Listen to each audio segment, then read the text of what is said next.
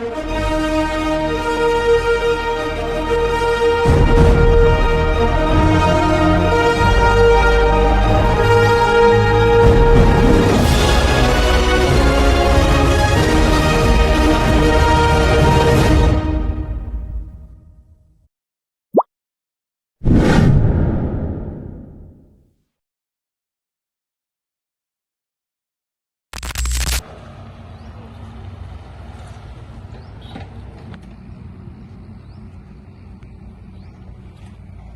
korang, aku tak faham tu Ustaz ajar bagi tadi. Boleh tak korang explain tentang tajuk nasih mansur tu? Orang tengah main game lah. Waktu ni lah nak kacau. Tak tu tadi aku blur bodoh 12. Itulah aku suka gawai tak nak. Tak apa duduk lu. Fauzan settle kan? Alah, senang je. Okey, mula-mula nasah mansuh ni dari segi bahasa ada dua makna ringkas. Yang pertama, menghapuskan bayang. Asyamsu Zolla. Lepas tu yang kedua, kita ada nasih tu kitab. Yang maksudnya menghapuskan sesuatu yang ada di dalam, memindahkan sesuatu yang ada di dalamnya. Tu je. Dari segi istilah pula, buang yang lama, ganti yang baru. Tu je bahagian, tu je senang nak faham, ikut kau. Itu maksud tarikh dia. Sebab tu Ustaz kata dalam kelas, ilmu ni memang susah sikit. Sebab kata Az-Zuhari, dalam ahli-ahli fuqaha kata kan, dalam hadis ni kata memang susah. Dulu nak bezakan antara nasah dengan mansuh tu, nak bezakan dia memang susah. So memang kau kena terahat sikit lah. Lepas tu Ustaz ada cakap juga tadi, imam paling legend dalam bab ni Imam Syafi'i. Imam Ahmad pun puji dia sebab lebih detail. Oh, faham. Tapi macam mana nak tahu sesuatu hadis tu nasih ke mansukh? Senang je, dia ada 4 cara je. Okey, terbiasa Fauzan, settle? Pertama, Nabi sendiri pernah bagi tahu. Macam ziarah kubur, awal-awal dulu Nabi larang. Lepas tu diperbolehkan. Clear? Yang kedua pula, sahabat pernah bagi tahu. Ada satu hadis yang Nabi bersabda yang diriwayatkan oleh Ibnu Jabir bin Abdullah sallallahu alaihi wasallam.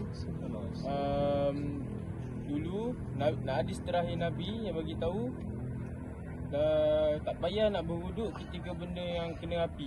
Maksudnya kat sini, contoh hang dah ada wuduk tapi hang sentuh kemaluan hang guna hujung jari. Dulu hukumnya haram, tapi sekarang hukumnya jadikan harus. Itu disepakat oleh para fuqaha sekarang. Okay, yang ketiga lah, kalau nak tahu kalau hadis tu nasah atau mansukh, tengok tarikh hadis tu keluar. Kalau nak tengok mansukh, tarikh dia yang lama, macamnya dia dah awal lah, dia dikeluarkan awal. Tapi kalau nasah tu, tarikh dia selepas hadis yang mansukh tu keluar, hadis nasah ni keluar. Contoh dia pula, entah macam mana. Contoh dia riwayat Syaddad bin Awas. Hadis dia ada bagi hadis, yang hadis tu disebut batal puasa orang yang membekam dan orang yang dibekam. Itu ulama kata hadis ni berlaku awal zaman Nabi. Lepas tu jadi itu adalah mansukh. Jadi tiba-tiba muncul pula hadis yang baru, dan hadis tu jadi nasah, iaitu Nabi hadis tu kata Nabi pernah buat bekam waktu dia tengah ihram dan waktu dia tengah puasa. Jadi ulama maksudnya dia dah membatalkan hukum yang sebelum ni. Itulah kalau tak faham. Yang keempat pula ijma' ulama. Contohnya orang yang minum arak 4 kali dihukum bunuh. Ulama bersepakat hanya dikenakan sebatal. Jadi hukum bunuh tu dimasukkan. Kalau rajin nak baca, ada 3 kitab final, iaitu Al-Iktibar, tu Tarikh An-Nasih wal Mansukh, dan Tajwid Al-Hadis Al-Mansuhah. Oh, thank you tu korang explain kat aku. Pagi tadi aku dengar macam tak dengar je. Aku dah tidur macam ni lah. Itulah kau. Kelas tadi aku tengok kau sengguk. Kalau tadi kau buat apa lah? Dating je kerja kau. Kau faham tak? Faham. Korang tengok tu, abang tengok cerita dah. Uish, dia tengah tengok video ni, faham ke tidak? Kalau faham, sila komen.